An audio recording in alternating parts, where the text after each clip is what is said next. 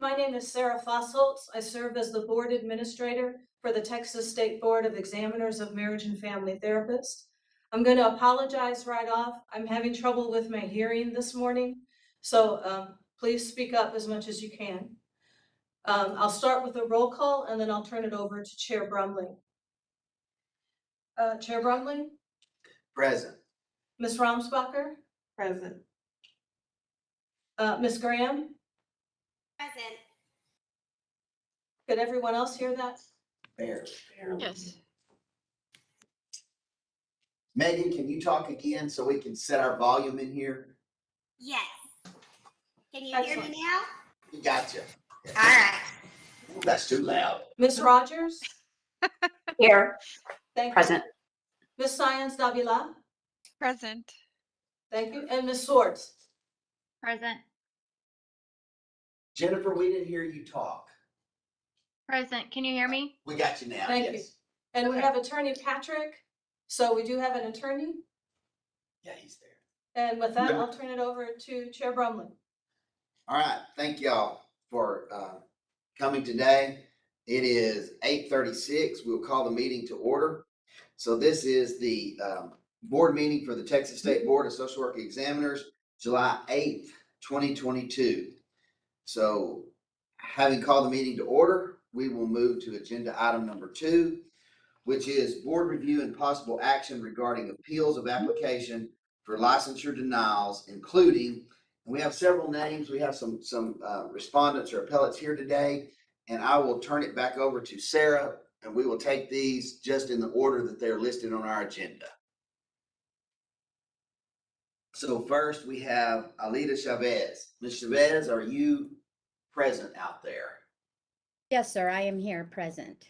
Okay, see ya. Okay. So I'd like to start with where we are in the rulemaking process. The 9 appellants that are on the agenda today were staff denied their licensure because of what we call expired supervision.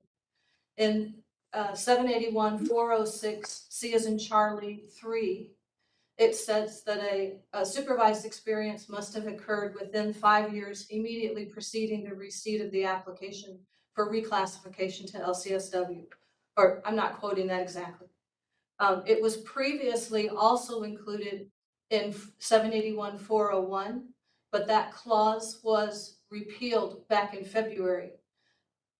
It's not clear to me from the notes whether the board repealed that because at the time, because it was redundant with 781-406, or if it was the board's intent to remove that limit entirely.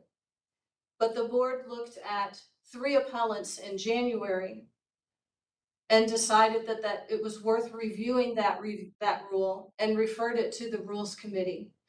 So the board in January referred it to the Rules Committee. The Rules Committee looked at it and recommended repeal of that provision in 781-406C3.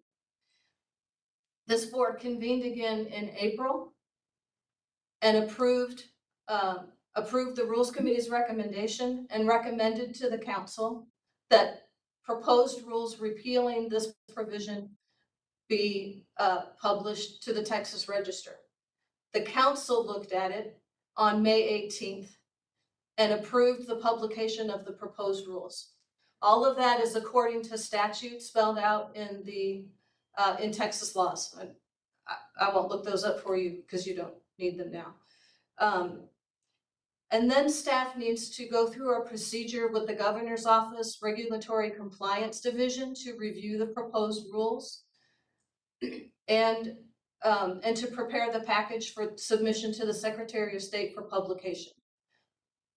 And that's where we are right now, which I believe was somewhat delayed because of the disaster in Uvalde and also because of our own move from one office building to another.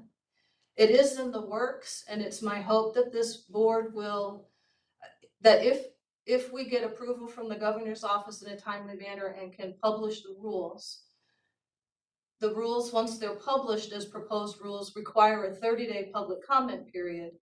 And after that 30-day public comment period, I'd like to ask the Social Work Board to reconvene for this agenda item and maybe one other rulemaking agenda item And hopefully we can still have the council look at a possible recommendation by this board to adopt the repeal when the council meets again on August 23rd. Again, that's all stipulated by statute, that both the social work board and the council have to review it and move it forward before it can be published. If the rules are recommended for adoption by the social work board and then approved for adoption by the council, then it's submitted to the Secretary of State and becomes effective 20 days after submission to the Secretary of State. So that's kind of the timeline that we're looking at. When we looked at the appeals in January, it was the opinion of the board and the attorney that because that rule's in place, the board could not act to waive that rule provision, but could act in this rulemaking process. With that being said, that's where we are with these appeals. The appellants do have the right to address the board and to speak to the board. Staff and myself have looked at these files, and the denial letters were sent, but perhaps the board or the appellant may find some other issue that allows, with the attorney's advice, allows the board to move forward. So they are given what's called due process, and that's why they're here with their appeals today. They do not need to be in attendance for the board to review their file or review their case, but it's often helpful for them to be here to answer any questions the board members may have. And with that, unless there's any questions about the process from the board members, I'll ask Ms. Alida Chavez to unmute. And you have a few minutes to address the board, no more than 10. I ask you to keep your remarks to things that you have not already submitted to the board because they did receive the materials you submitted.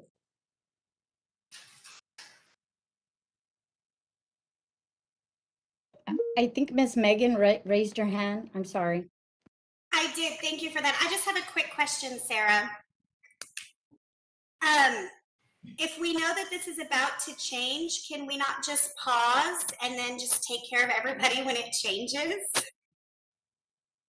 So I heard your question to be, if we know this is going to change, can we just pause and wait until it changes? Yes. That way we can take care of everybody and it's just done.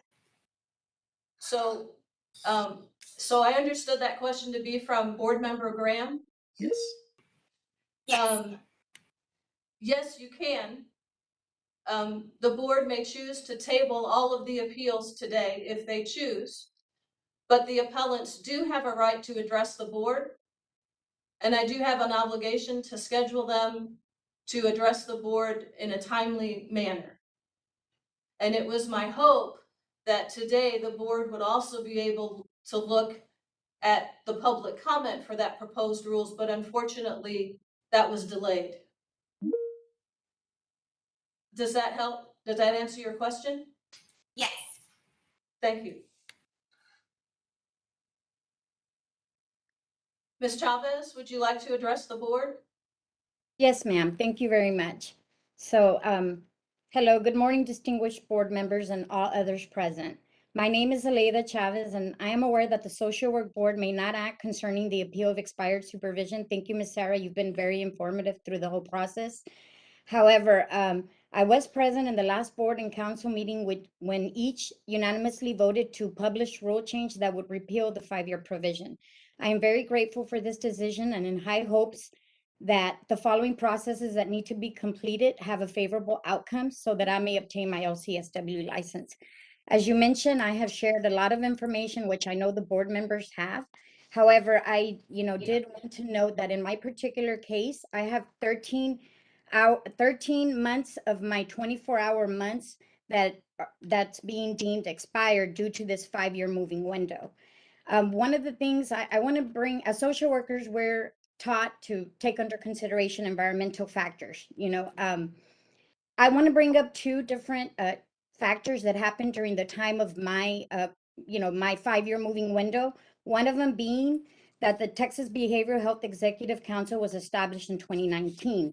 During this time period, it marked the transition of administrative duties from the from the Texas Health and Human Services to the Texas Behavioral Health Executive Council. So in my communication with various agency staff and other applicants, this transition caused confusion and many delays, which is understandable, as this is the first agency such of its kind in America, and Texas being the first. So I bring this up. I'm sorry.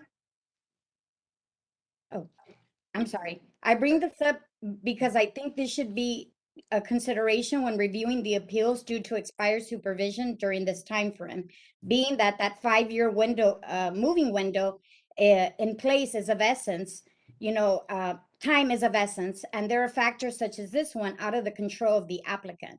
As the executive director of the Texas Behavioral Executive Council, Mr. Darrell Spinks mentioned in the council meeting on May 18th, this 5-year moving window is hanging up many applicants, such as myself, and voiced his support in the amendment to remove the 5-year cap. I bring that up, and in my particular case, another factor that I would like, the board to consider respectfully is the COVID pandemic.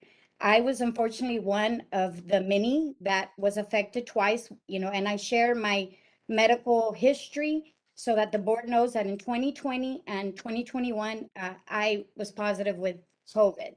I developed complicated bilateral pneumonia, among other health-related issues, and I had to focus on my recovery.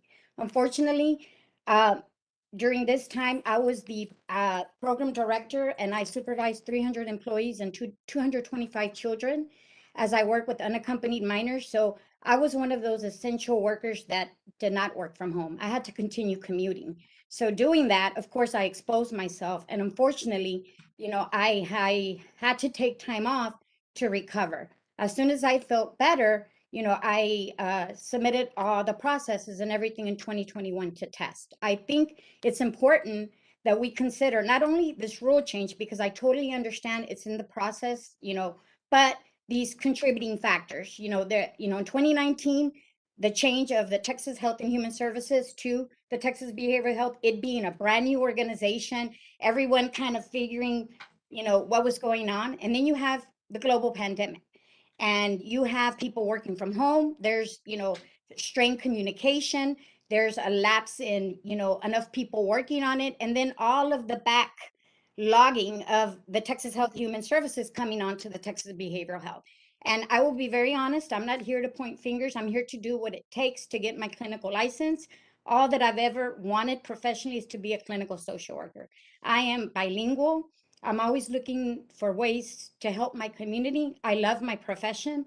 And I think that these are two factors that, need to be considered. If I didn't have these two things going on in my life, I don't think 13 months would have expired of the clinical experience I already obtained. So I asked the board to please take those two considerations for my particular case, as well as I am waiting for the decision, for this to move forward. The only thing I ask, as Miss Sarah has been so kind and gracious and patient with me, I can't thank her enough, is that, unfortunately right now it's the Texas law, and, I understand that there's processes, but people as me are affected professionally. I am a single mother of a 10-year-old. I am in fear, of what will happen because my current employment is contingent on my license.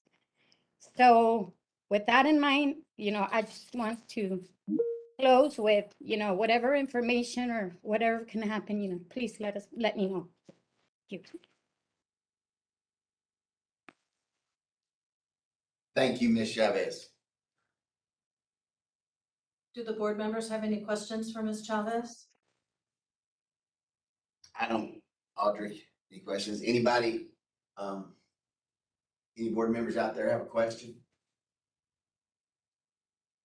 All right, thank you, Ms. Chavez, and we'll move to the next, which is Ms. Cook.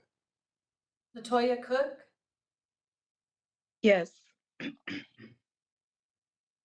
would you turn on your video and It's would you like to started. address the board? Yes, good morning, board members, and thank you for being here today. Also was going to discuss some of the concern with delays in the creation of the Texas Behavioral Health Executive Council and COVID, but I'm not going to reiterate what Ms. Chavez has also stated. I only want to add and request that on behalf of my situation ask that the board grant approval for my application to move forward. I was given approval to test twice, the first time and then with an extension um, to test for the exam. I was granted that approval by the board. In hindsight, knowing now that my hours would have been expired at both of the times of those requests. So I'm asking that they just move forward with my application. Based on me being given approval to sit for the exam, and also just to reiterate the financial burden that not having this additional licensure is creating for my family as well. So I'm just asking the board to just please move forward with my application approval. Thank you. Thank you, Ms. Cook. Anybody have any questions for Ms. Cook? Hearing none, we will move to Jerry Lynn Hayes. Is Ms. Hayes out there? Good morning. There you are, yes. Okay. Ms. Hayes, would you like to address the board? Yes, thank you. I did submit quite a bit of information, and I don't want to repeat what Ms. Cook and Ms. Chavez, because I concur with them as well, and I can identify with many of their particular situations, because it definitely mirrors mine in working and living in a pandemic, as well as following the instructions. Specifically, I wanted to note that I followed the instructions that was given to me by the previous director when I stated that I wanted to retest after a second attempt. And I was given very specific instructions on what to do and how to follow to retest.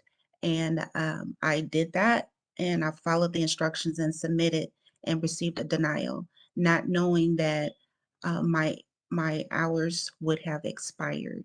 And what I accomplished during this period was prior to retesting for the third time is that I found out that I had a significant bout with test anxiety. And so one of the things that I did was I addressed that fully and was able to be successful with the test. And so I'm at a point where I'm ready to apply my licensure and work with my population. And so I've I submitted all documents accordingly, and again I followed the instructions that was given to me by the board. Thank you. Thank you, Ms. Hayes. Anyone have a question for Ms. Hayes?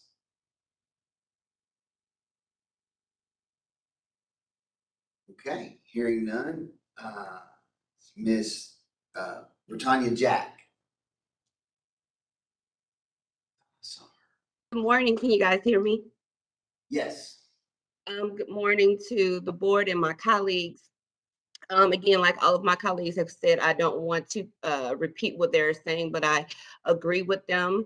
I submitted my paperwork, and the $20 to update my licensure, I've actually sent it in 3 times. And due to the pandemic and the office change and moving and not being able to get in contact with someone, getting our license or getting our license in the mail was delayed, and no one. I had already submitted my $20 in the application process before I had taken the test. I'll be honest, I did not pass the test the first time, so I was very determined because this is something that I wanted to do, and so I took the test again. Also, during my supervision, I would like the board to take into consideration that I completed all of my hours.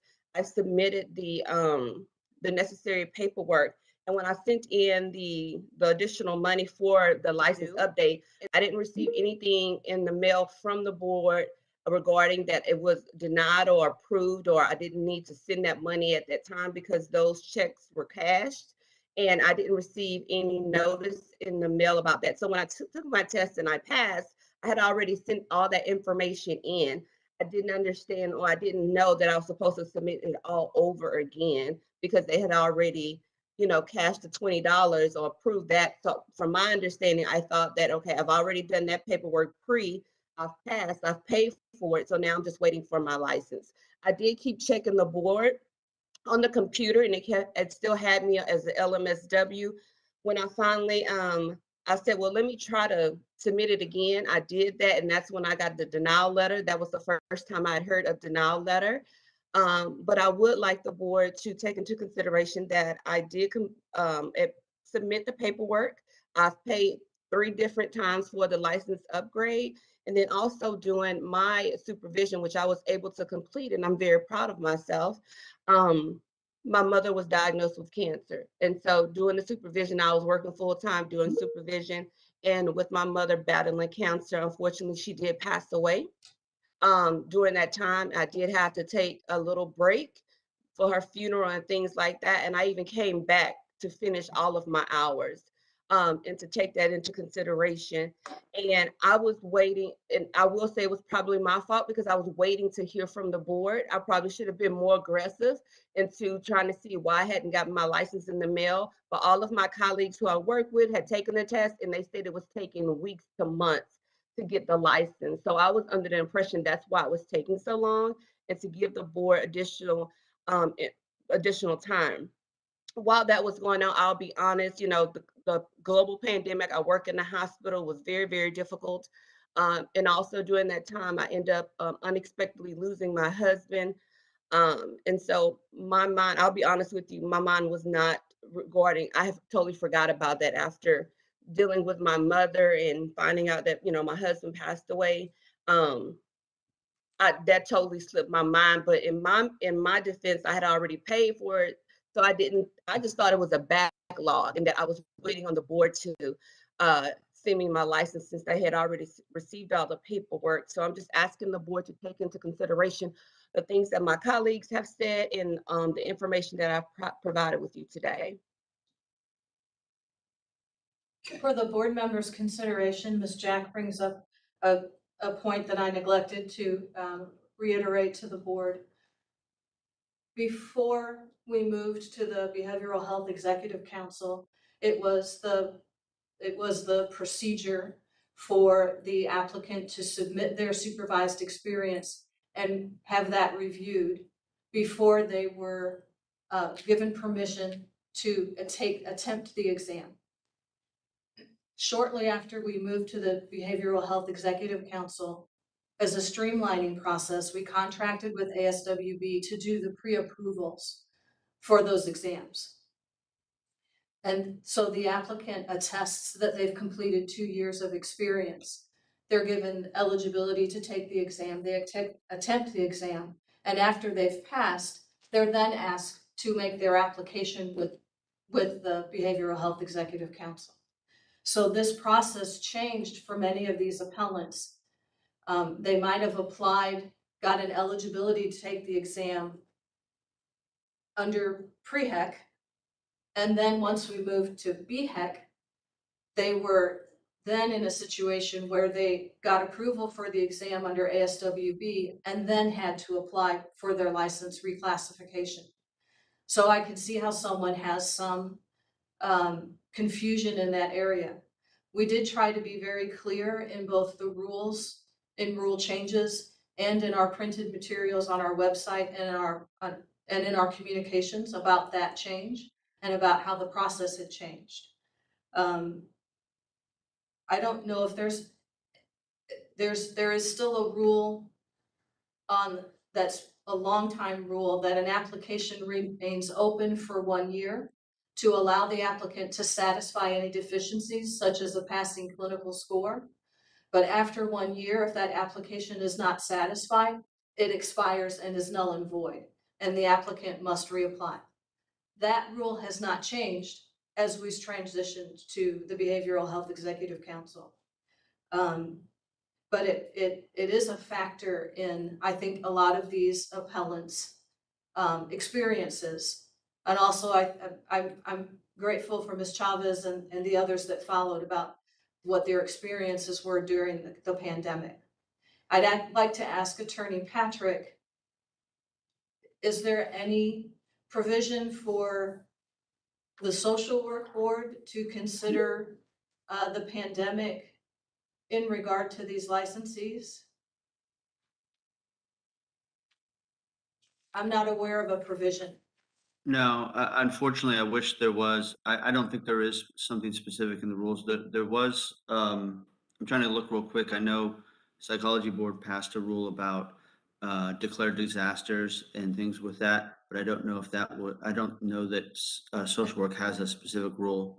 The Marriage and Family Therapy Board passed that rule, but I don't, the social Yeah. work board has not. We've Okay. never addressed it at all. No, I don't think they have that same rule, unfortunately. Ms. Jack, I didn't mean to interrupt you. Had you finished your addressing of the board? Yes, I would just like to take into consideration all of that information. For me, it was just difficult to get in contact with the board, to get advice, to even get through a line. And I'm not blaming the board. There was a global pandemic. And so it was just really hard during that time of trying to test, send the license, and get information from the board because of the global pandemic. And, you know, how it affected, again, I work at a hospital, and how it affected us at the hospital as far as working and being in contact with people who had COVID, always being on, always having to be under suspicion because of we had to continue to work with our kids who unfortunately had COVID and other things. So I would like the board to take into consideration specifically the global pandemic and the fact that I did submit the application 3 times with 3 different payments. Thank you. Thank you, Ms. Jack. Anyone have a question for Ms. Jack? All right. Hearing none, we will move to Virginia, and I'm not going to I butcher think your. Jessica Marquez is next. Oh, I'm sorry. Yes, I'm sorry. Is Jessica Marquez Yeah. present? Jessica Marquez. I tried to read the screen to see if she was there, and I didn't see her, but.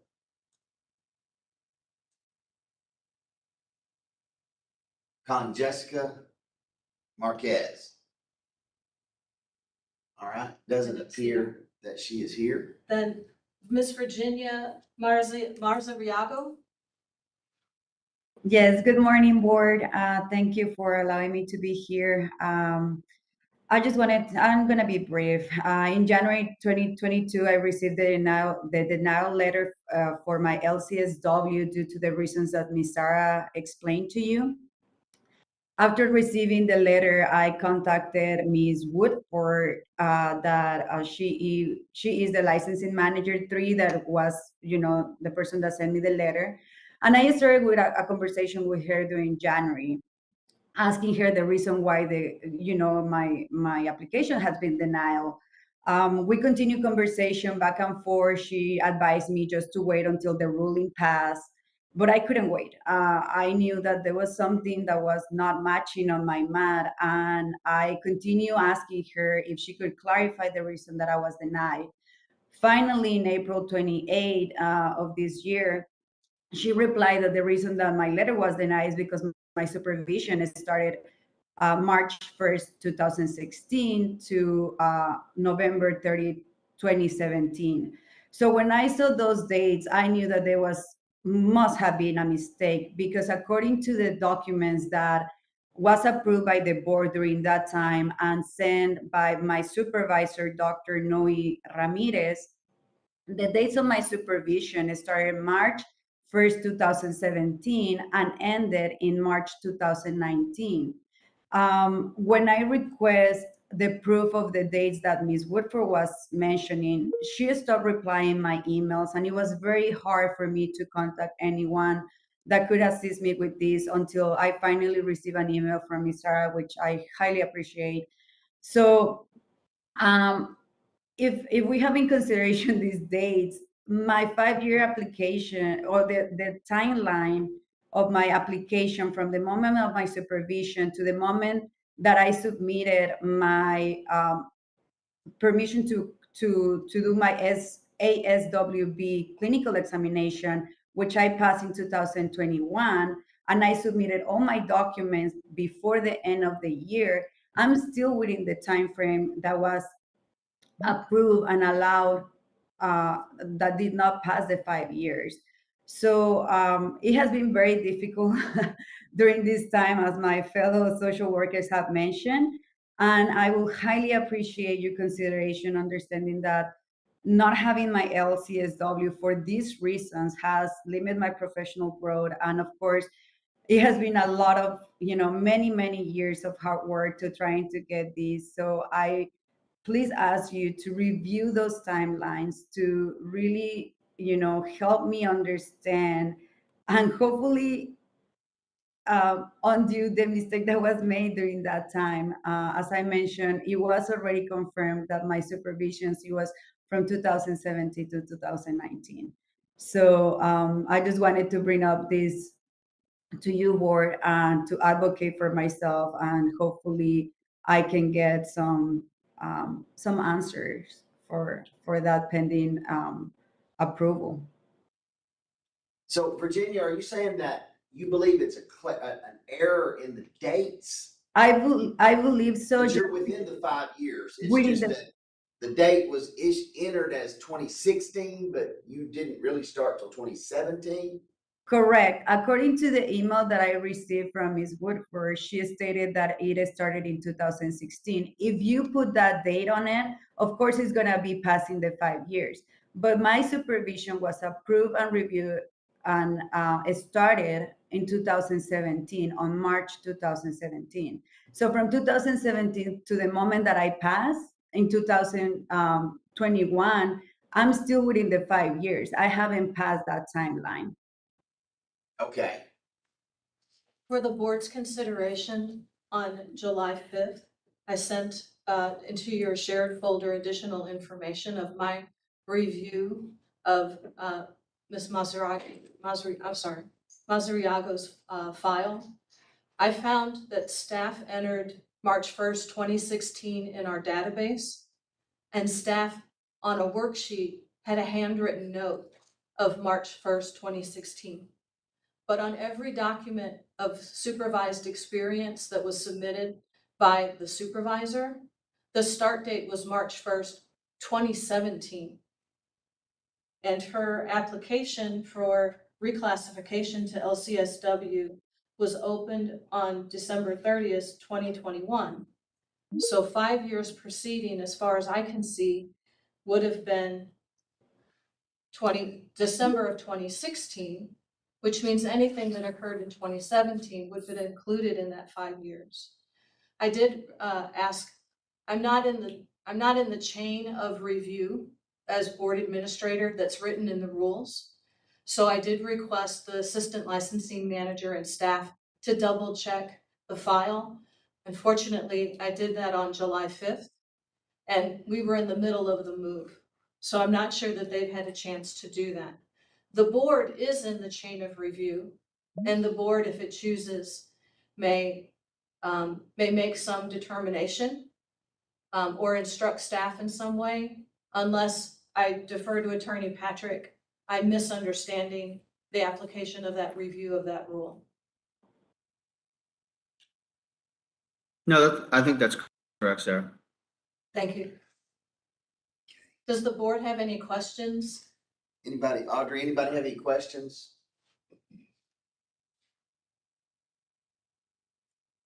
Okay.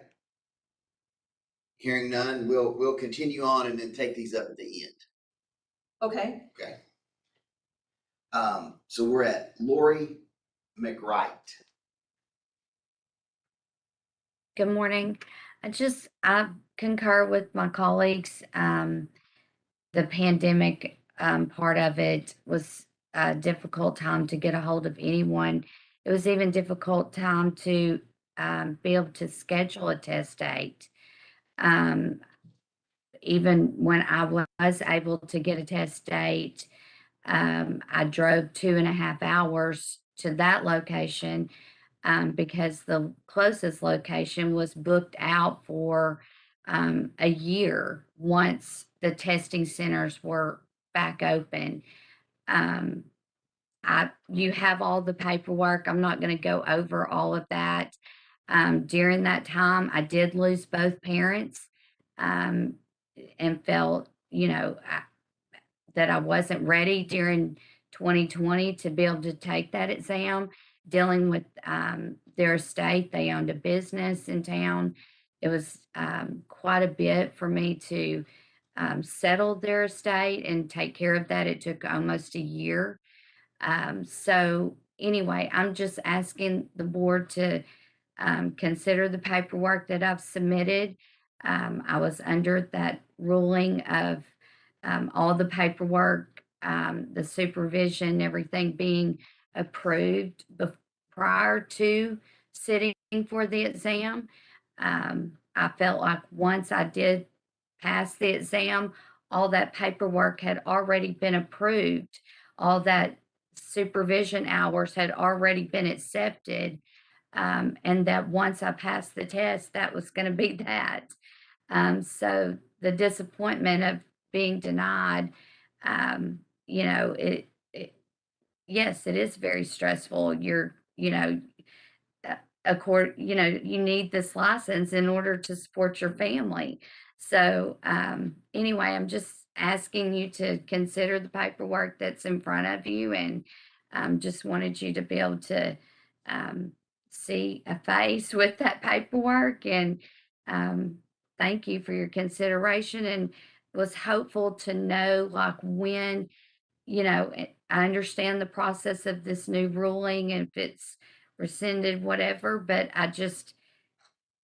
everything seems to be taking so long to get handled, whether it's a phone call or an email or this ruling. And I'm so grateful that it's going to be taken care of. But, I don't know if I need to go back to work under my old license or continue to just wait for this to be passed. But if it's going to take 6 more months, I've got to be able to support my family. So that's what I was hopeful for about attending this meeting, is just to kind of be able to see the light at the end of the tunnel, so to speak, and know maybe, okay, are we looking at, if it comes into play in August 23rd, are we looking at, September before we receive our license? Are we looking at October or next year? So if that could be addressed, of what is the best case scenario and what is the worst case scenario, that I think would give me some hope to keep on after all the education, all the study, and all the hours you put in to just, receive this denial letter, and the umbrellas of which our board is, transferred under. It's just been really overwhelming. But I really consider, thank you for allowing me to speak, and just, taking all that into consideration. Thank you, Ms. McBride. Anybody have any questions for her? So to address I guess part of your question, I'm going to go back to some of the information that Sarah provided. And Sarah, I did not make notes, so maybe you can, and it was a lot, but on August 23rd is when the BHEC, no. Yes. Yeah, that's August BHEC. 23rd is the next meeting of the council. The council. The question that I don't know the answer to is whether or not staff can get approval from the governor's office and publish the proposed rules with the 30-day public comment period Between now and before then. August 23rd. Today's July 8th. Uh-huh. So even with a 30-day public comment period, we'd have to have it published before July 22nd. Okay. Sarah, can I help answer part of that question? If you have information, yes. Yeah, I think, when I last spoke with Brenda, that this rule had been submitted to the register, so it should be getting published soon. I don't want to get your hopes up, but I think I remember her saying this was in one of the things, one of the rule submissions that she did get submitted, recently. So, I can't remember if it was last week or it may have been last week, I think, that it was submitted to the register. So if I heard you correctly, and I'm sorry, I'm He hard of thinks hearing. that You- Brenda You submitted believe it it's last been week. submitted to the register? Correct. So the register schedule is if it's submitted by noon on a Monday morning, it is published not the following Friday, but the Friday after that. So that would not be today, but next Friday. Correct? The earliest would be then July 15th. Yes.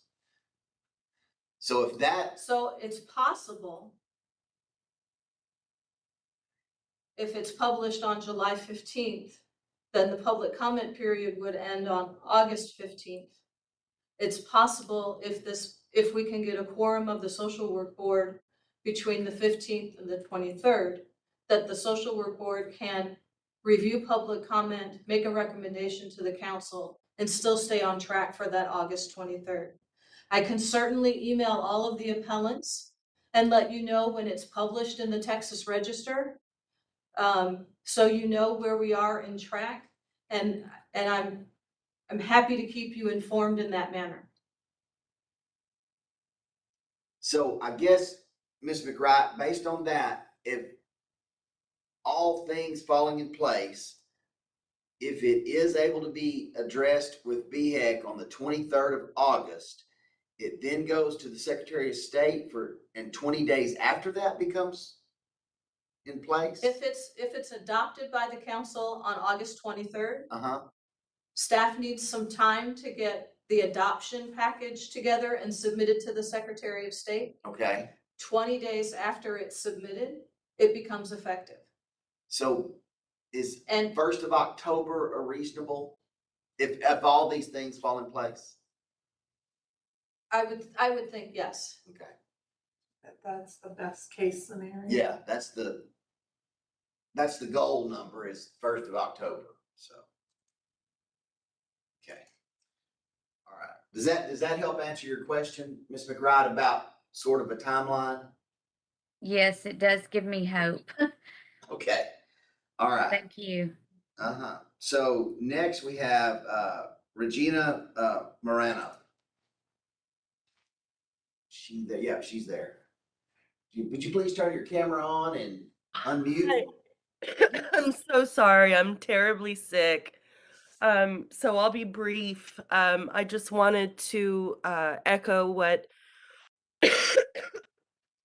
my colleagues are saying, that it has been difficult, that I do hope that the board takes it into consideration the last couple of years. And we all worked really hard. So I don't think that uh, it's necessarily a rule that is beneficial for Texans who are in dire need of help, especially kind of the higher level that clinical social workers are able to bring. Um, Not only would it be an injustice for the people of Texas that we serve, but also for us to kind of minimize everything that we've been through within the last 5 years. So my hope is that you will take mercy and that this will be resolved quickly. Thank you. Thank you. Any questions? All right. And then finally, we have Carlotta Willis. Is Ms. Willis there? Yes, I'm here. All right. Can you hear me? We can. Okay, great. Good morning to the board. Good morning to the appellants. Same as everyone else has said, we're here for our upgrade.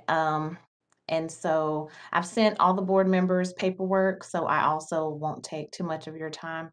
Um, Basically, it looks like my supervision hours were looked at from when I began supervision. It was precedents that when you completed supervision, the 5 years began. Um, the other issue, I was given approval to take the test, so twice, or actually 3 times. Um, so I'm not understanding, you know, why my hours aren't reflected to be upgraded for my licensure. So, um, don't want to say too much more, but regarding all the applicants, it appears we all have done our due diligence to obtain our license, turned in all the documents we needed, set for our clinical hours. And so I'm just asking if you can just consider to upgrade everyone's license with the same issue. All right. That's it. Is that all, Ms. Willis? That's it. All right, thank you for coming today.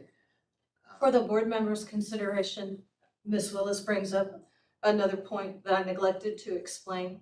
So the 5-year rule about the expired supervision is triggered when the application is submitted. And so if you've previously applied, staff would have looked at that supervised experience, and this 5-year rule has been in place for quite a number of years. So staff may have previously looked at your supervision and approved you to sit for the exam. But if you then were not successful with that exam attempt, and you later, and again, that 1-year rule about the application expiring if it's not satisfied, if you later then had to reapply, that 5-year rule triggers from the most recent application. So there's a moving window of 5 years that supervision that staff may have approved in the past for a particular application in the past may not be, because of the moving 5 years, approved with the most recent application that you sent in. And that's been a confusing point for both supervisors and for applicants. I've explained that a number of times to inquiries that I've gotten by email. I just wanted to clarify that point. I'm very grateful for all the appellants for appearing today. As one of you said, it's very helpful to have faces and actual stories of what your experience has been like. I appreciate your work in the past 2 years, especially during COVID, and your perseverance. Okay. So let me go now to Attorney Patrick or Andrew was there, either one of y'all that want to discuss this. So based on what we've heard, and my understanding is that at this point in time, we need to remain within the process that we're in of having the rule changed to address this 5-year issue. We don't have the authority on most of these. Now I'm going to come back to Miss Virginia independently, but the rest of them are dealing with a 5-year window. Is that right, Patrick? That's correct. Unfortunately, there's not a legal mechanism that allows for an exception in this case. I wish there were, but the way the rule is written and the application of it, it just directly applying it wouldn't, if the supervised experience is beyond that 5-year window under the rule, it wouldn't allow, strictly reading the rule, wouldn't allow us to grant those applications. So I think the faster we can repeal that part of the rule, the quicker we can approve these people. And so I think that's honestly the best course of action for those potential applicants. Like Sarah mentioned previously, there are some exceptions in some of the board's rules, and we can look at adopting rules like what MFT and psychology have for declared disasters. So if when people have, something related to COVID, getting supervised experience during COVID, that rule allows the board discretion to make exceptions. So that would be an instance when we could use that. But But right now, Patrick, that would take longer to do than dealing with the rule that we're already in the Correct. process. Correct. So, and I'm trying to reach out to Brenda to confirm the date. But I believe they were submitted to the register last week, but I'm not, I'm double checking to make sure I didn't hear her incorrectly on that. Okay. So, yes, the continued process for repeal of the 5-year rule would be the quickest, but if the board would wish to consider future declared disasters and have that rule in place, it might alleviate and give the board and staff more flexibility should some future disaster cause some long-term disruption. So could we ask that be put on the October agenda? Is that the Certainly, earliest? would you like the Rules Committee to consider it first? Please. Okay. Yes. So, all I right. have a So, question. I think Laura's had her hand up. Yes. So, I had a question regarding when the other boards passed their ruling for the disaster. are you just want to know when they did it? Is that what you're asking? Right. Laura? Right. I don't know that. Sarah, do you? I don't know if Patrick knows. I don't have access to the Secretary of State's website from here, but in the Marriage and Family Therapy Rules, it's 801.205, and I believe it was passed earlier this spring. And I'm assuming both were fairly recently. I think the Psychology Board had it on their books for quite some time. Okay. It was October of 2020. That's when the For psychology? Oh, okay. Or Yeah. for, And is there anything, I know you said it has to be 30 days that you present it and for public comment, but there are no exceptions for when there are disasters like the ones that we went through? there's an emergency rulemaking process, but I don't believe that this applies, so I'll defer to Attorney Patrick about the Okay. emergency statute. Yeah, you would still, if we're gonna enact an emergency rule, we'd still have to undergo the rulemaking process, and those rules are valid for 6 months essentially. And so, I don't really think since we're already in the process of trying to amend the rule permanently, I don't think the emergency rulemaking process is gonna speed up anything. So, yeah, unfortunately, I don't think that's right. And I just heard back from Brenda, I'm sorry, I misspoke fine. earlier, that they're not at the register yet. So I thought they were submitted, so, but, it looks like they're, being reviewed by the governor's office right now still. So as soon as they come back from there, then they go through the submission process. Immediately to the register, yeah. Yeah. So we still have an opportunity of time here to get it in by the 22nd, hopefully. So Yeah. just waiting on the governor's office to get So that back. the to Federal us. Register is published every Friday. Uh-huh. And as I mentioned before, if it were submitted by noon on Monday, the 11th, then it would be published on July 22nd. So we can cross our fingers for that. Okay. If it's submitted before noon on Monday, the 18th, then it would be published on July 29th. And we'd miss the opportunity for that council meeting on August 23rd. Unless we can get the council to agree to a special meeting. Okay. And I can pursue that if that becomes the case, and I can make that request. Okay. So here's. That sounds like Yeah. a good idea. Yeah. So here's where we are, folks. I guess just I want y'all to know that you do have the support of this board to repeal that 5-year rule. We are in the process of doing it. The big board, or the VHAC board, has also sort of said grace over it and are in support of it as well. So it is just a timing process from here on out. So I want y'all to know that you do have our support. We are moving forward in that way. I guess waiting on the governor's office to get back with us on approval of the change. As soon as that happens, we'll move forward with it. So, but now one final thing before we move off of agenda item 2, I'm gonna go back to Virginia. I hope you don't mind me calling you by your first name, because I don't know that I can pronounce your last name appropriately. But what I would like to do is having the information provided by Sarah, having heard this, we're looking at basically a date that was entered erroneously. Just maybe a mistake was made in putting it in. So we do have the authority to make that change. You have the authority to instruct staff. Yes, okay. So we need, do we need to vote on that, or do we just, I defer to Attorney Patrick. yeah, Yes, you'd need to vote on that, and if you wanted to accept the dates that she's submitting. okay. as So, a- so what Go we ahead, sorry. have, from my understanding, is Ms. Virginia has submitted the information, and I would entertain a motion to make that change. So moved. So what are you making the motion for, Megan?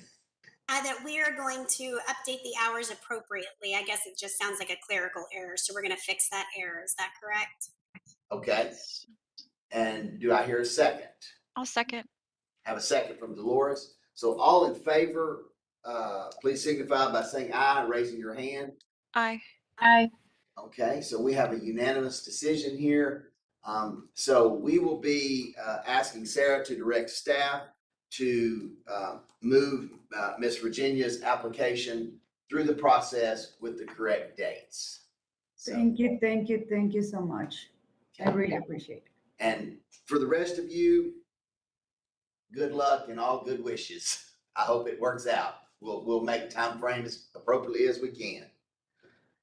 So for Mr. the Chair, if rest I of could, the appellants, Hold on, just saying, Sarah's got something, and then we'll come back to you, Patrick. for the appellants, again, I thank you for coming today. It's very important for the board to hear from you. I will keep you informed as the rulemaking progresses.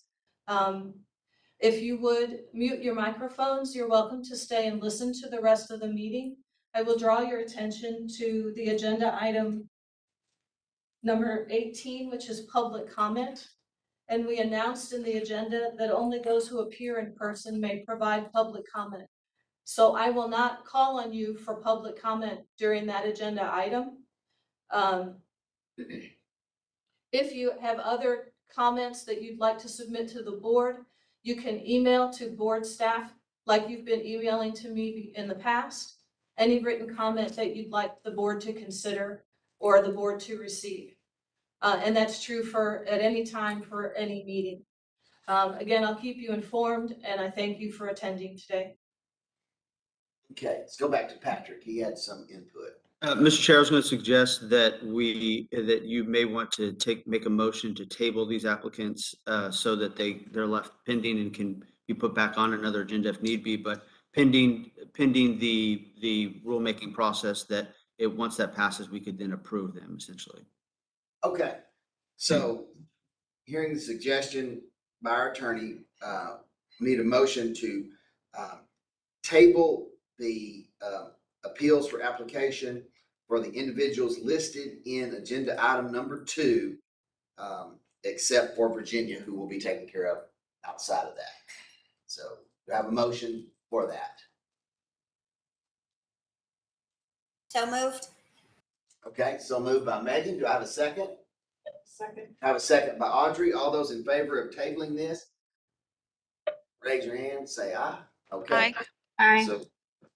So approved and moved, so these will be dealt with as a tabled agenda item. All right, thank y'all all and appreciate y'all coming. So Question really quick.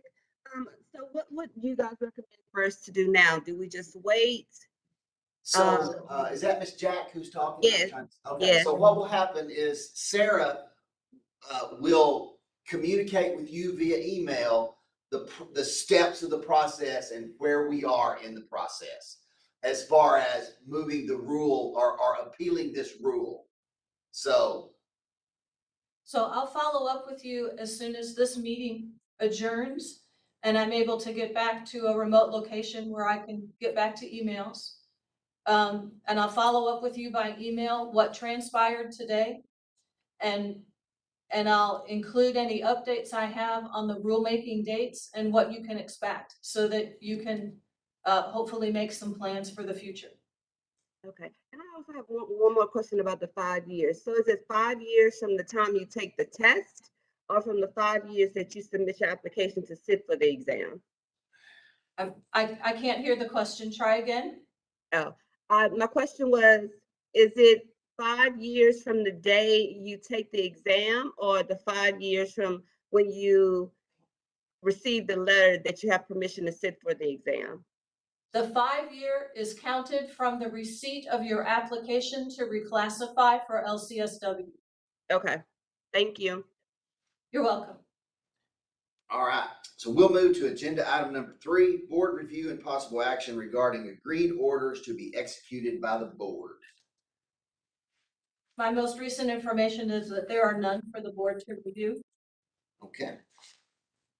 So that was, there are none for the board to review, so we'll move to agenda item number 4, board review and possible action regarding contested cases from State Office of Administrative Hearings, otherwise known as SOA. So is that Patrick or Andrew? Do y'all, or Sarah, anybody have? My most recent information is there's no cases for you to review, no updates at this time. Okay, I do have a quick update. okay, go ahead, Andrew. I have filed a case at SOA. Just want to let you know that that is ongoing. The case is alleging sexual exploitation of a client or former client, and I'm seeking revocation of the license.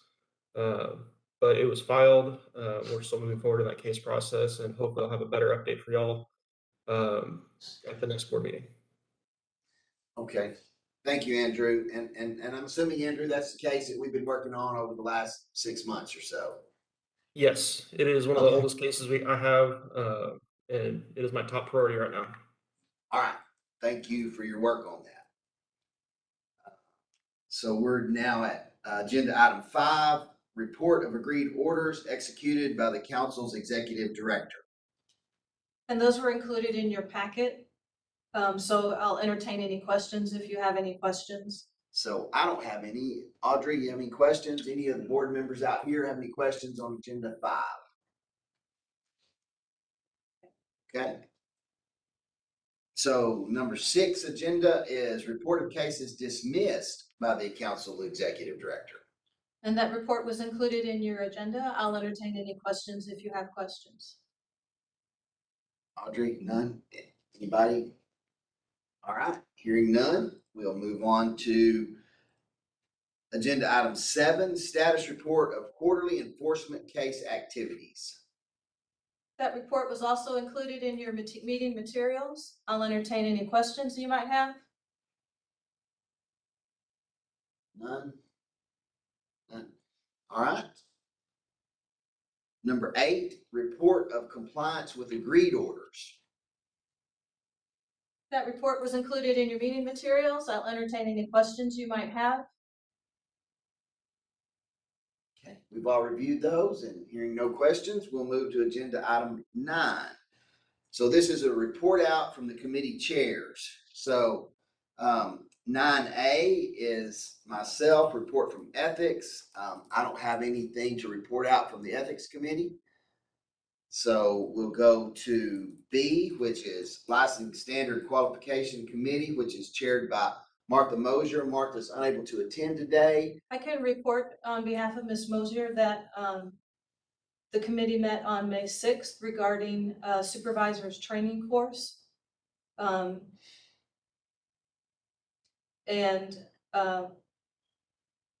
see. And I don't believe any action was forwarded to the board from the licensing committee. Okay. Thank you for that. C, Professional Development Committee, which I chair as well, and I don't have anything to report out necessarily from there. And then we'll go back to Rules, which is also chaired by Martha Mosier. So Sarah. the Rules Committee met on May 13th with a follow-up call to Ms. Mosier for staff clarification on May 16th. And agenda item 10 includes the recommendations from the Rules Committee. So I won't take time to read that, Okay. read through that for you unless you want a synopsis. Now we'll just move forward and go to agenda item number 10, and we can address that. So agenda item number 10 is discussion and possible action concerning potential changes in Title 22 of the Texas Administrative Code as recommended by the Rules Committee on May 13th, 2022 at their previous meeting. So it is A 781-303, general standards of practice to better align this rule with the statutory rights and duties listed in sections 151-001, 153-132, and 153-371 of the Family Code. Okay. Then B is 781-404, recognition as a council-approved supervisor and the supervision process to provide details regarding minimum standards for the 40-hour training required to apply for supervisor status, to deplete duplicative language concerning the council's ability to discipline a licensee who continues to provide supervision after the licensee no longer holds supervisor status, and to remove outdated subparagraph that required 40-hour supervision training by January 1st, 2014. So that information is coming to us from the Rules Committee. It's included in our packets. We had opportunity to review it. Does anybody have any questions, any discussion about this? So basically, I guess a short synopsis here is we're trying to clean up the process so that a person who wants to become a supervisor or obtain the S status for LCSW to provide supervision, that we're a little more clear in the processes to get there and what you need in the training to become that supervisor. The other little changes are just cleaning up, and we're trying to clean up everything and get rid of duplicate information. So, Sarah, anything to add? No. Nothing there. Any of the board members, anything to that? So, all right, y'all gonna have to help me on my Robert's rules here. This comes from a committee, so we don't need a motion. We just have to vote. Is that correct? You do need a motion. We do need a For motion. example, if the social work board would like to accept the Rules Committee's recommendation and recommend to the council some action, Okay. that would be the next step if you so choose. All right. So did everybody understand that? So we do need a motion. This is coming from the Rules Committee. Their recommendation is before us in agenda item 10. If we take a vote on this and approve it, it would go to the BHEC meeting in August. Is that right? August 23rd. Correct. So do I have a motion for agenda item number 10? I motion to approve. Was that you, Doris? No, Jennifer. Oh, it's Jennifer. Okay. I see now. I'll second. We got it.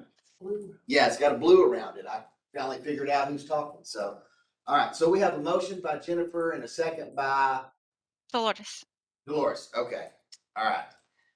Dolores, your name bar is right across your mouth on the screen that I'm looking at. And I can't tell if you're talking or not. So Maybe I should lower my camera then. Yeah, so we've got a motion and a second to approve agenda item number 10 with moving it to BHEC for consideration. All in favor signify by saying aye, raising your hand. Aye. Any opposed? It is unanimous. So agenda item number 10 is complete.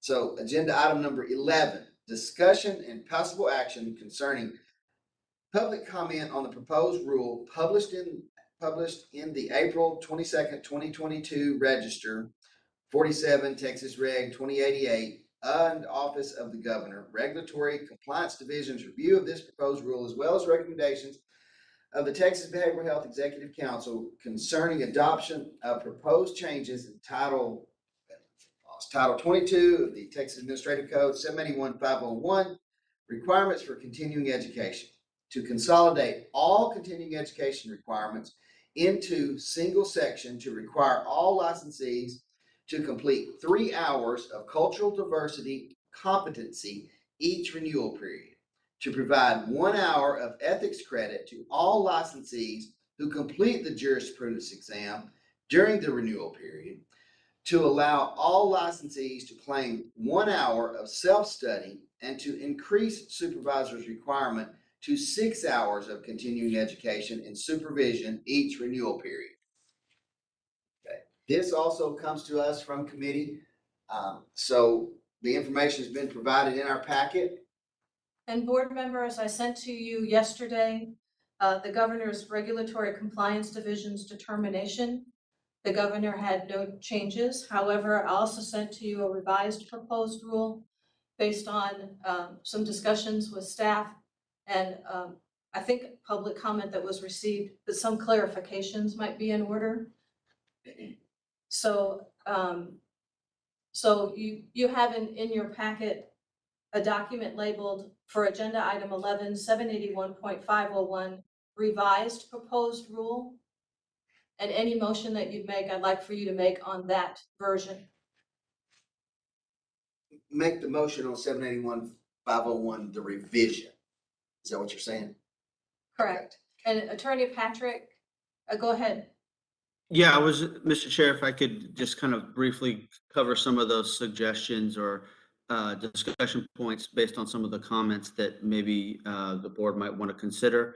So the good news is what the governor's office is, the Office of Regulatory Compliance from the governor's office said is the rule looks good and they aren't requiring any changes. So you don't necessarily have to make any of these changes, but some of these are suggestions that I think might make the rule a little bit clearer. So it might be worth considering adopting these with changes. Oh, thank you, Sarah. And so if you'll scroll down to E1, I think that's the first suggested change, if you have it.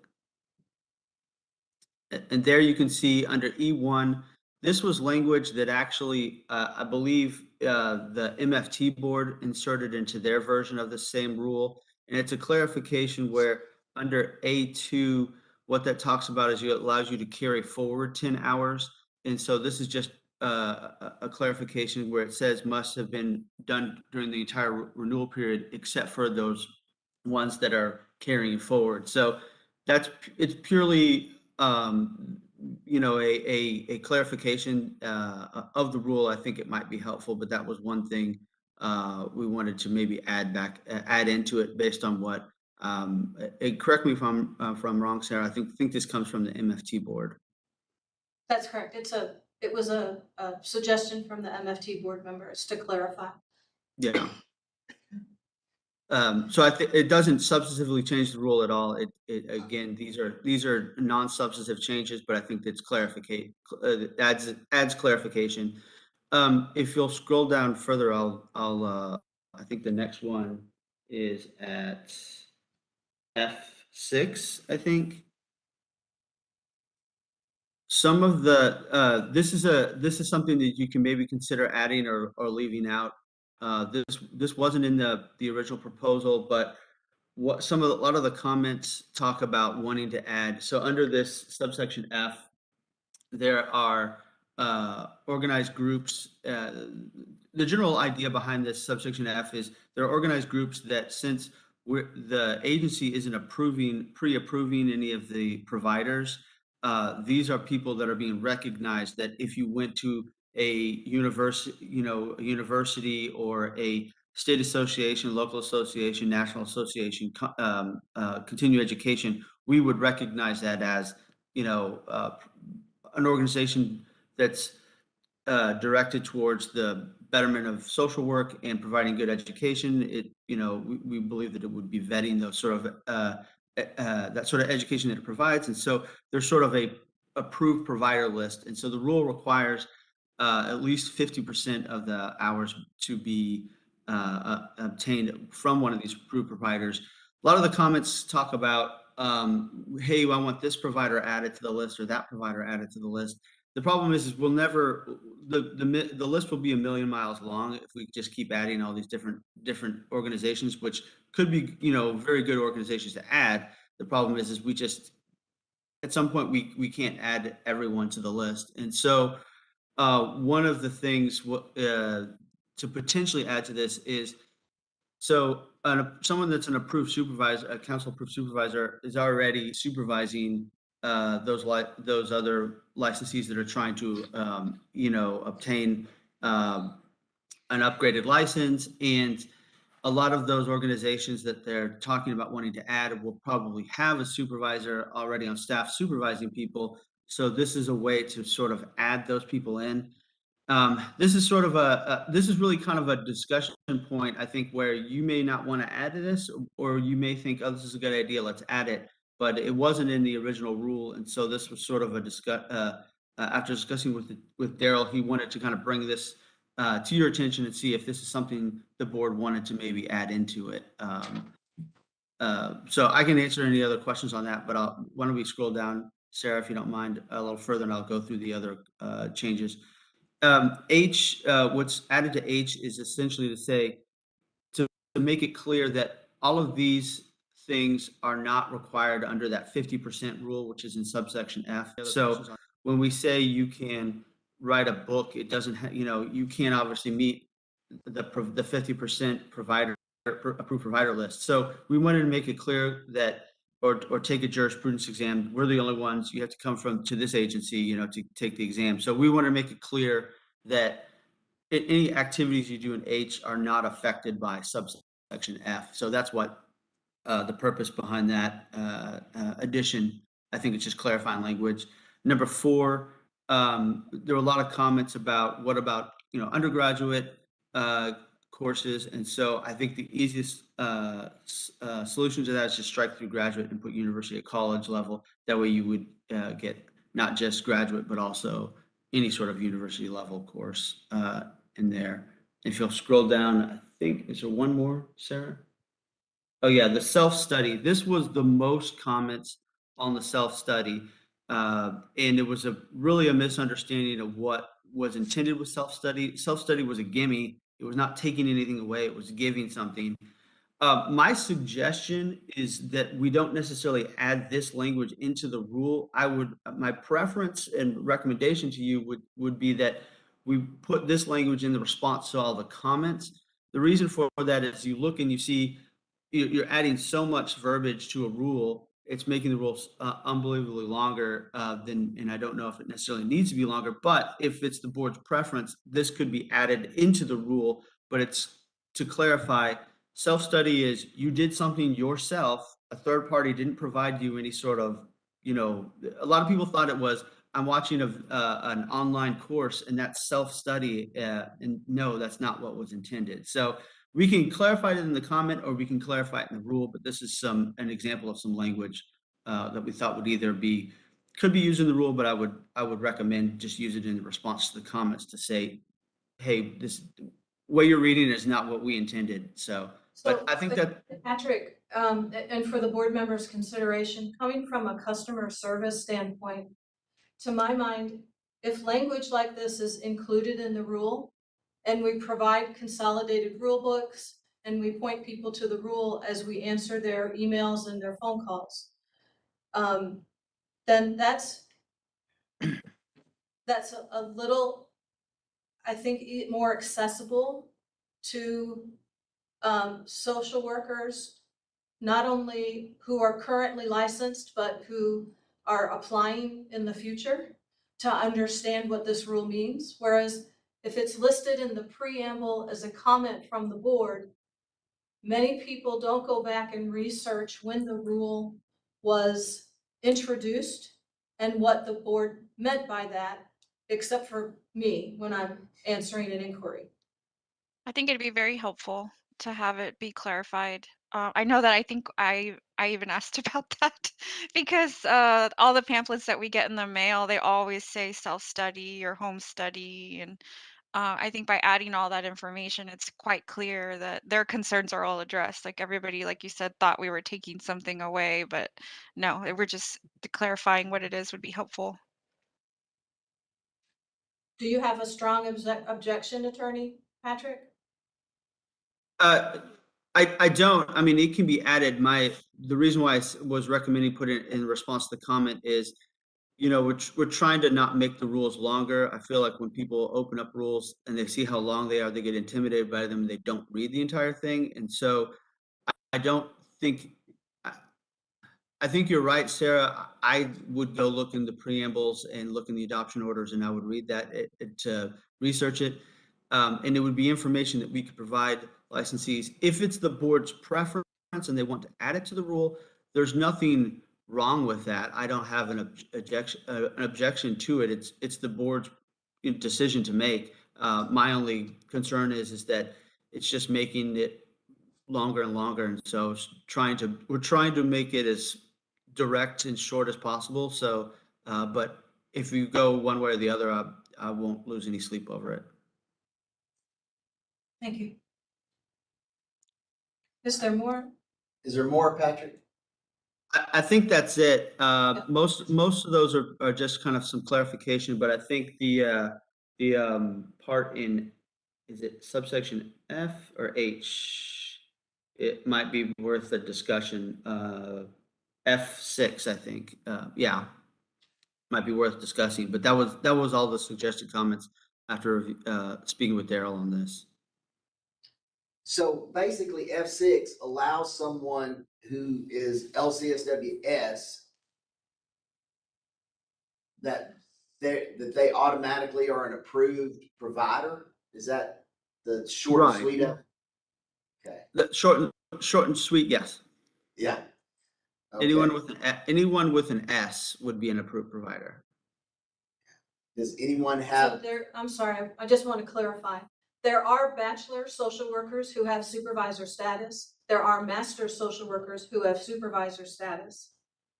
And it appears this rule is specific to, nope. So it includes Everybody. any category with supervisor status. Thank you. Anybody have discussion, input on F6? Asia, no. Jennifer, Dolores, Megan, Audrey? Okay. So these are, let me think a minute. So how about we do this way? If we look at I don't remember which the letters it was in this, the one with all the verbiage about the 1 hour self-study. What is y'all's preference there? Do you want the self-study language included with the rule, or do you want it added as an after in the comments? H5. H5, okay. Dolores, did you have, I think you had spoken before. Yes, I think I was just saying that it would be, if people are referencing this, it would be better to be clear. It doesn't have to be as long. It could be shorter, but I think it would be helpful because I mean, you saw how many comments we got. Oh, yeah. Yes, it had a lot. I agree with Dolores. This is Jennifer. I don't love how lengthy it made it. I see Patrick's point on that, but based on the overwhelming amount of written comments we got just on that one alone, I think it might be best for that particular rule, based on the miscommunication or misunderstanding of it, to leave the explanation in the rule. Okay. All right, so I guess we can call for a motion to address 781-501, the revised version. Is that correct? Yeah. So 781-501, the revised version, is one that we've just reviewed. So I would entertain a motion to adopt this as presented. So Dolores is making a motion This would be recommending to to the the BHAG. council Yes. to publish the proposed rule. Yes, yes. This, yeah, Or we're making, the motion is to. I'm sorry, you're right. Yeah. I'm sorry, you're right. This is recommending to the council to adopt. To adopt, yes. I apologize. Yeah. Okay. All right, so Dolores has made a motion, and I think Jennifer, did you second? I second. She second. So all those in favor signify by raising your hand, saying aye. Aye. Okay, so agenda item number 11 is adopted. And Mr. Chair, I just want to clarify, that's with all of the proposed changes? That is correct. Yes, that is with the proposed changes. Thank you. All right, agenda item number 12, discussion and possible action concerning public comment on proposed rules published April 22nd, 2022 in the Texas Register 47, Texas Reg 2085, and recommendations to the Texas Behavioral Health Executive Council concerning adoption of proposed changes in 22 of the Texas Administrative Code.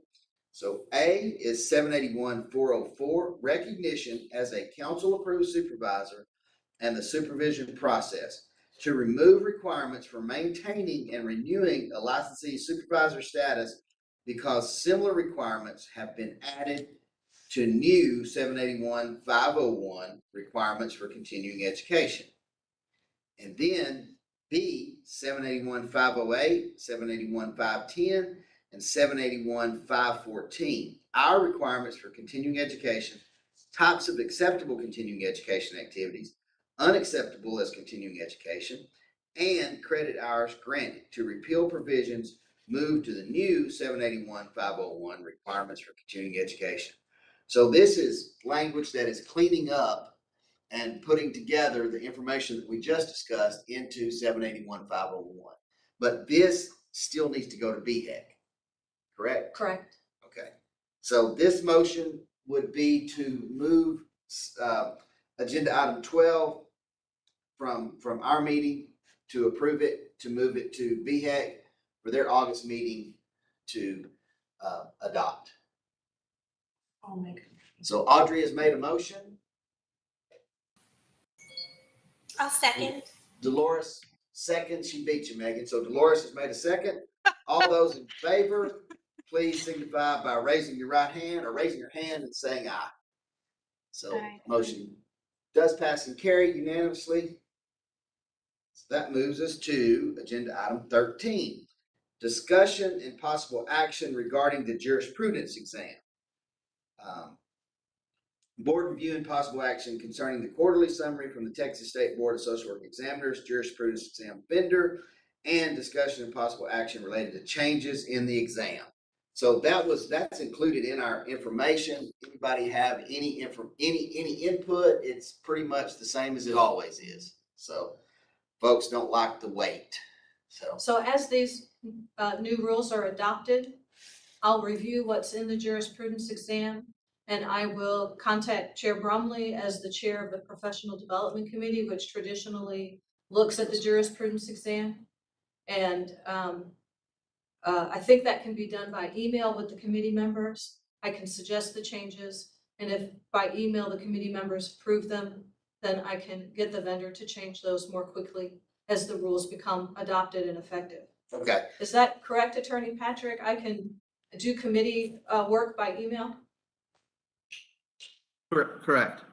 Thank you. Okay. So for that agenda item, what we're saying basically is as we make changes in our rules, we need to make sure that they are reflected in the jurisprudence exam so that that information is correct as well. And we will do that as timely and quickly as possible. So that's agenda 13. We'll move to 14. Report from the board chair concerning current challenges, accomplishments, lawsuits, interaction with stakeholders, state officials, staff, committee appointments, and functions. Workload of the board members, conferences, and general information regarding the routine functioning of the board. So not a lot to report out. I'm going next week to Virginia to an ASWB meeting concerning regulatory and leadership information. Other than that, I don't have a lot to report out as far as actions of the board. Still, I guess just to let everybody know kind of some of the things that happen between meetings is Sarah and I communicate via email quite a bit as licensees sometimes reach out to board members. Specifically, they look us up and ask questions, and if something is, if I can't answer it directly, I reach out and we try to process this so that we can keep the work of the board moving forward with as little interruption as possible in between the times of meetings. So, but other than that, I think the board, just to update the public that's out there that's listening, the board is, the actual office space of the board is moving today and Monday. So I know y'all talk about sometimes it's difficult to get in touch. Well, right now you can't get in touch because there's no phones, there's nothing. But it will happen on probably today and Monday. Then next week we should be getting back into email capabilities and everything working. So. And I'm responding to emails that have already been received. Mm-hmm. And I have received emails to those that had the board staff email for their appeals. Yes. I am able to communicate with them. I don't know if the website's back up in public, so I don't know if someone can use our contact us web form, which is how we prefer most people to communicate with the staff. And I just wanted on a side note, for record keeping purposes, if you have a question, I encourage you to use the Contact Us webpage rather than sending an email to the board members, because it's more difficult for us to keep a record of that inquiry if the staff doesn't receive it. So just keep that in mind when you're making your inquiries. I understand it's frustrating when you can't reach staff like right now, and I thank you for your patience and your persistence as you ask your questions. Yes, and folks out there, just know, I know y'all talked a lot about how the pandemic has impacted us. We didn't plan for that. We did plan for the move to VHEC, which also made some bumps along the way, but we're working through that.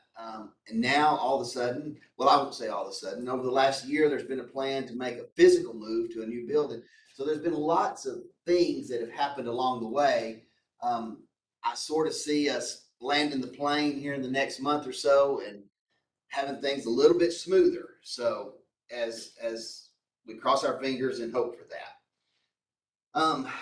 So that's all I have on that. Agenda 15 is report from the board's delegates to the Texas Behavioral Health Executive Council regarding activities of the Executive Council, including the council's rulemaking actions taken at its May 18 meeting and other council updates. So I'm one of the members, but I was unable to attend the May 18 meeting. I don't recall who went. Do you have that, Sarah? Ms. Rogers was there. Ms. Rogers. All right. Asia, you're on point. Anything to report out from the May 18th meeting? Nothing to report out about the meeting in particular. Okay. It went very well. We had,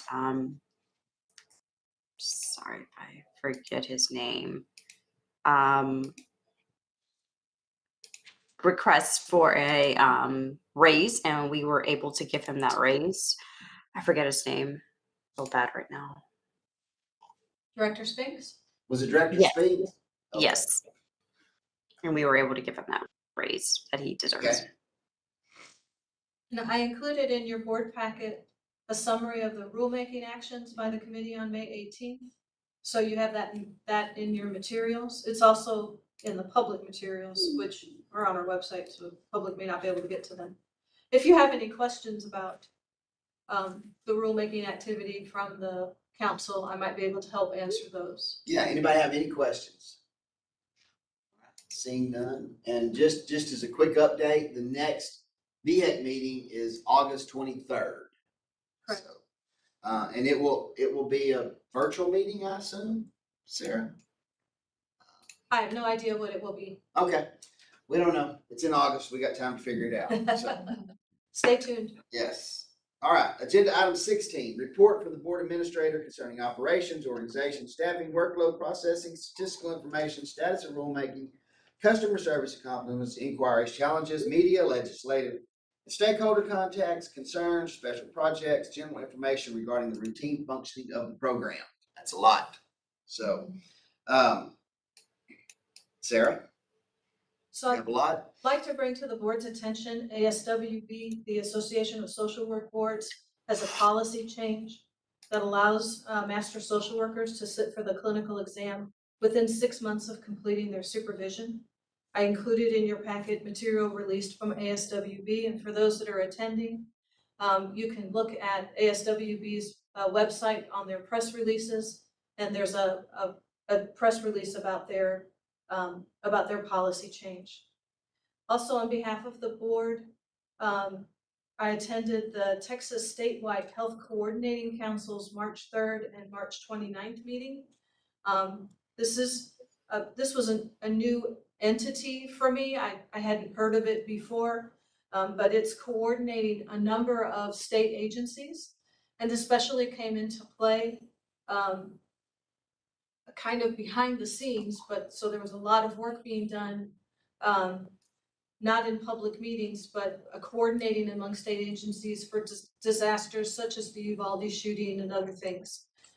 They did have on March 3rd, they did have a mental health kind of forum and discussion. I brought back no action items for this board, but just wanted to keep you informed.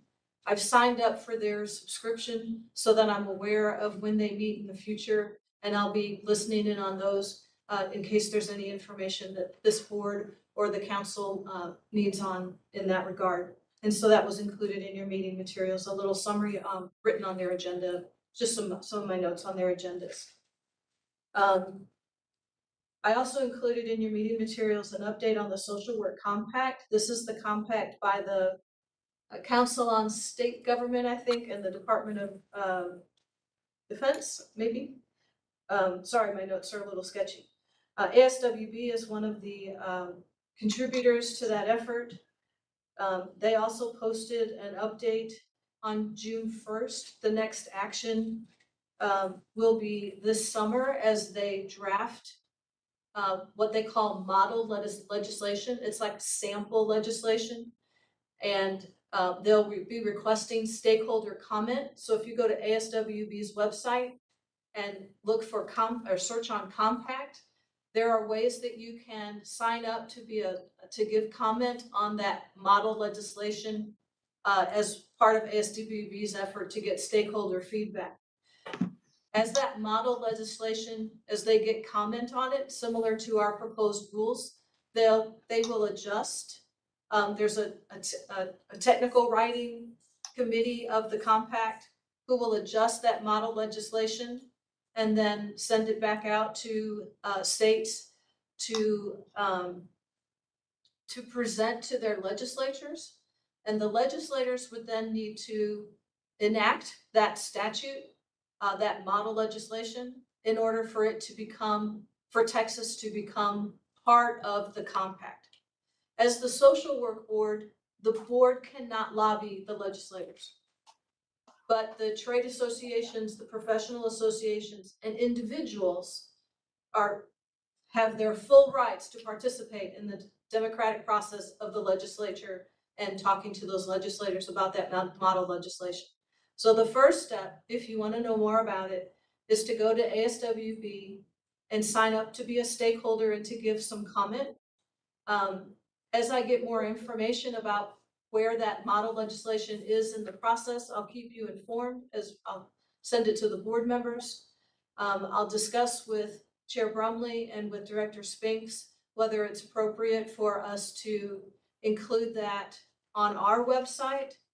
I know that ASWB has a newsletter that you can subscribe to, and certainly they include that in their newsletter. So if you'd like to keep informed on that, then you may do that as well. NASW Texas is also one of the, or NASW, I'm not sure if it's the Texas chapter, but NASW is also one of the major stakeholders that are informing the process.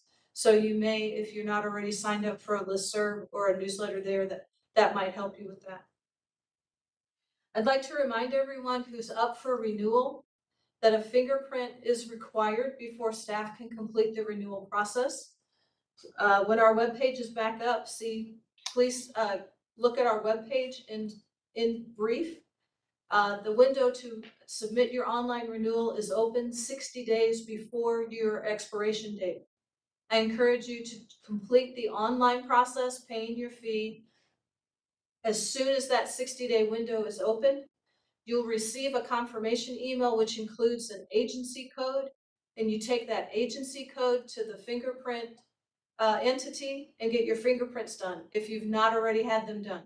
If you've had them done for, say you hold a LCSW and an LMFT license and you already had fingerprints done for your marriage and family therapy license, you don't need to redo it. It's agency-wide for your LCSW. But if you've never had fingerprints done for our agency, you'll need to complete that fingerprint process.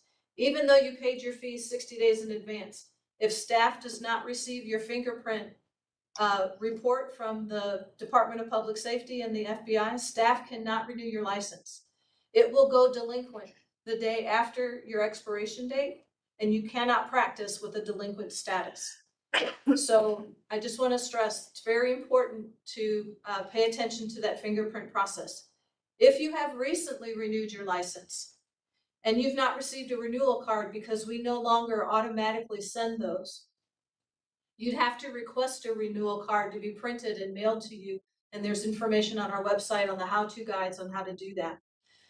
I encourage you to go to the online verification, again, when our website's back up, and check whether your license is in an active status. If it's delinquent and you don't remember that you finished the fingerprinting process, then you'll need to look back through your confirmation emails when you renewed your license and find that agency code and do that renewal process. I just wanted to bring that to your attention. There's been a lot of confusion about that process. It's new. It's required by Texas law. So staff doesn't have any leeway to grant a waiver or an exemption or give you an extension. It has to be done before we can renew the process by Texas law. We've updated you during this meeting on the rulemaking process. If you'd like to see that in writing, and it's on the Social Work Board's Board News webpage. And I'll update that as well as send emails, especially to the appellants who are directly impacted as things progress. I also encourage you to sign on to our email updates. Again, that's when our webpage is back up. Go to email updates and complete that subscription form.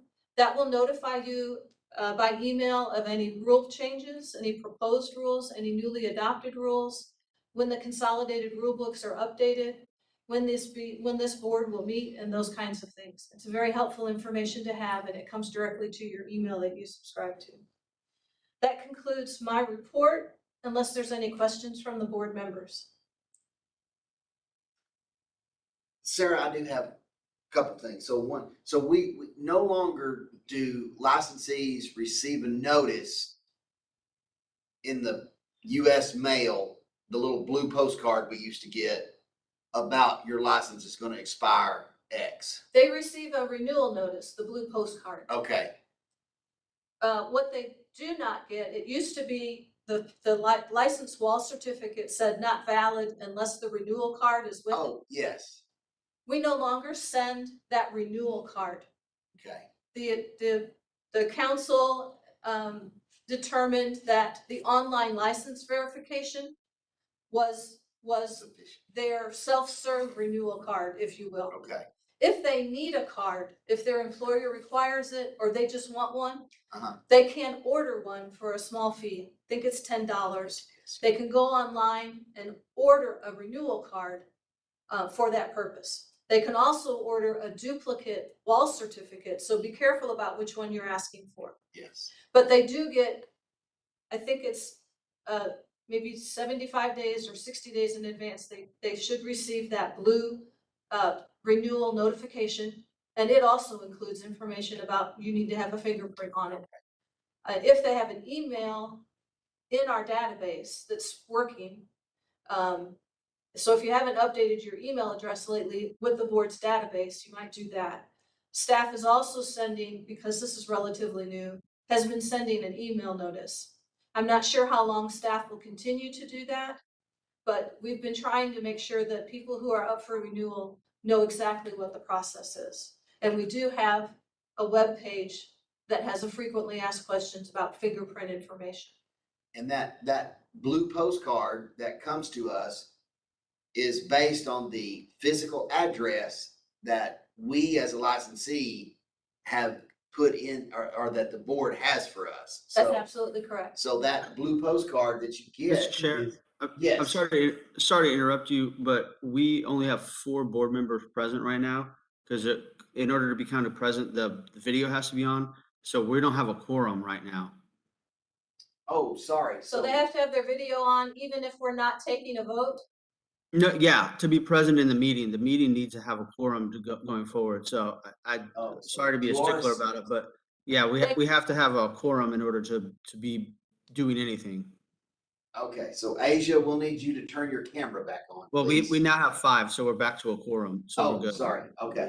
Dolores came back. Gotcha. Yeah. I'm sorry. Oh. It's because my dog my diabetic alert dog is making a lot of noise and I'm trying to get him to be quiet. Okay. Thank you. Thank you, Attorney Patrick. So yeah, so it's very important for licensees to maintain correct address with the board, both physical and email for communication.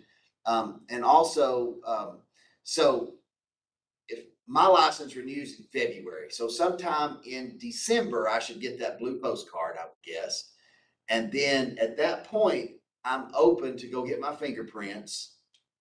At that point, you're open to complete the online process. Yes. Pay the fee. Okay. And when you finish that, you'll get a confirmation email that gives you the agency code. Then you can go get your fingerprints. Okay. So once I've paid the fee and filled out the information, I get an email that tells me, here's the code, go get your fingerprints. Correct. And I do that, and then that agency sends the fingerprints to our agency. Correct. I don't have anything else to do. So most people think, I need to do all my CEs and I need to do my fingerprints before I go online. Mhm. Go ahead and go online. Do all your CEs, of course. Yes. Go online. And during that process online, you'll get the agency code and then you'll go get your fingerprints done. Okay. And the reason we're asking you, as soon as you get the postcard, as soon as you're 60 days out, try the online. That gives the agencies, the FBI and the DPS, time to receive your fingerprints and time to get us the reports so that staff has a chance to renew your license before it expires. So if I were to do that and did it December, January, even though mine doesn't expire until the end of February, it would actively update once everything's complete. Staff would complete the renewal as soon as they review those FBI and DPS reports.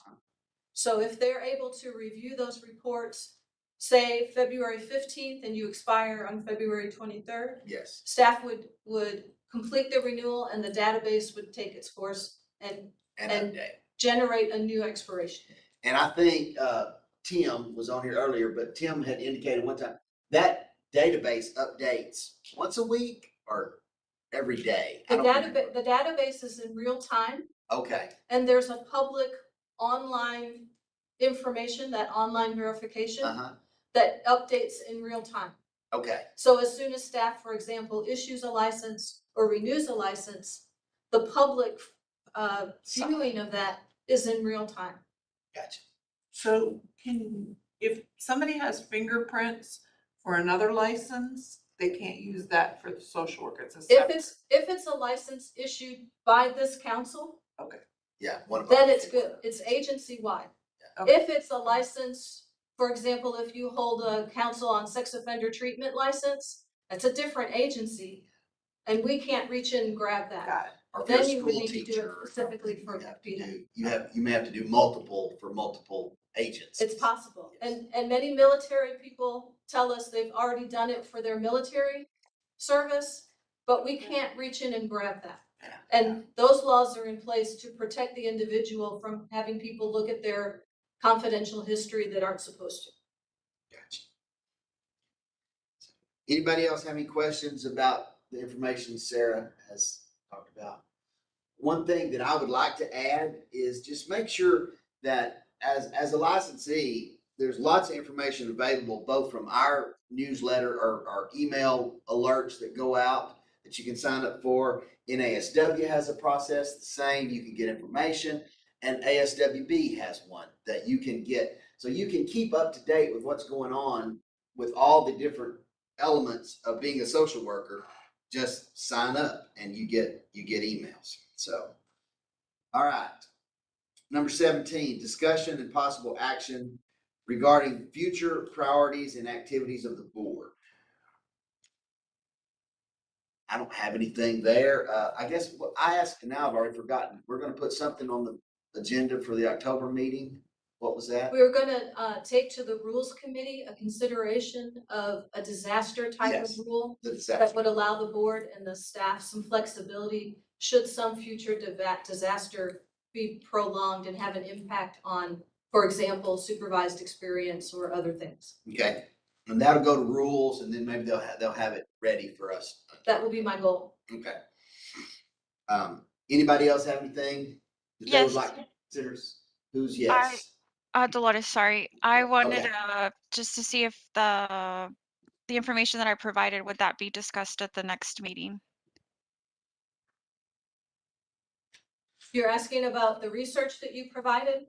Yes, crisis intervention, and CEUs. So I labeled that as part of agenda item 12. No, Oh, I didn't agenda see it item on there. 11, which was about the 781.501 continuing education. Were you wanting a committee to look at your research and make a recommendation about perhaps a future proposal Yes. for required continuing education? Yes, as specific to crisis intervention, given everything that not only we're experiencing here in Texas, but just everywhere. Okay. Okay. So I guess we would ask that Dolores' information be sent to, I guess rules would take care of it as well. So we'll ask that go to the rules committee, Dolores, they can look at that, and then that can be hopefully considered at the October meeting. Okay, thank you. All right, nobody else, nothing else? So we'll move to public comment. So I'll let Sarah talk about what we're gonna do. So for this meeting, only those who appear in person may provide public comment. The public comment is not intended for a discussion and question and answer with the board members.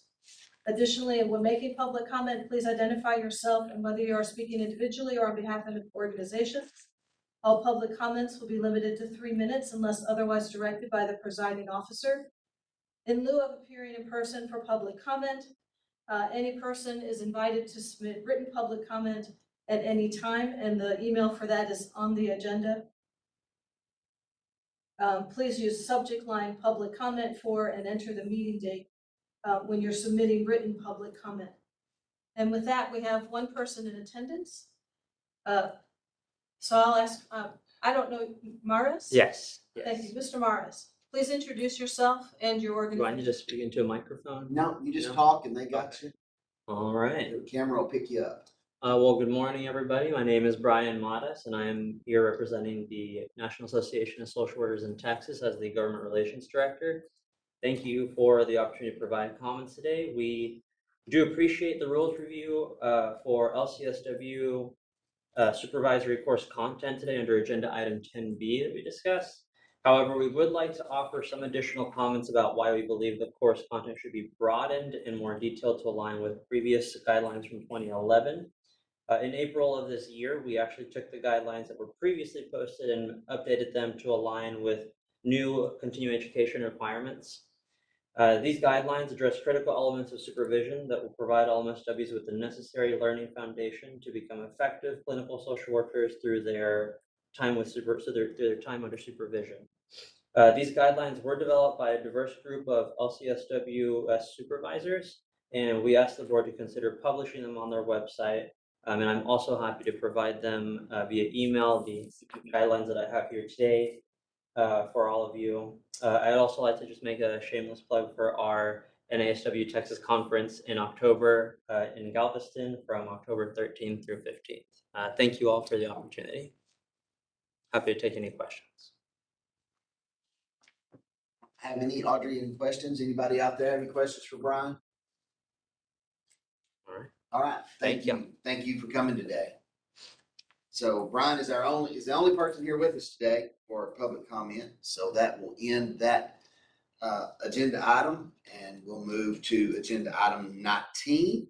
Announcements and comments not requiring board action, such as statements regarding conferences and other recent or upcoming events. So I know the next thing we have is Behavioral Health Executive Council meeting will be August 23rd. The next Texas State Board of Social Work Examiners meeting will be October 7th. Correct.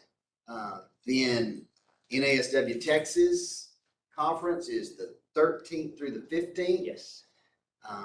In November, ASWB annual program meeting will be held in New Orleans, the 17th and 19th. And that's all I got on anything upcoming. Did anybody else have anything that they're aware of that's coming up that we should know about?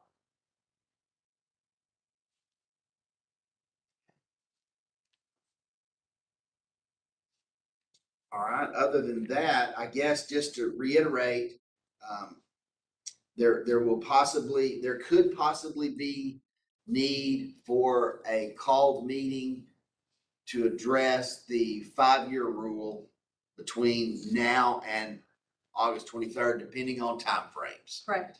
So board members, pay close attention to your email.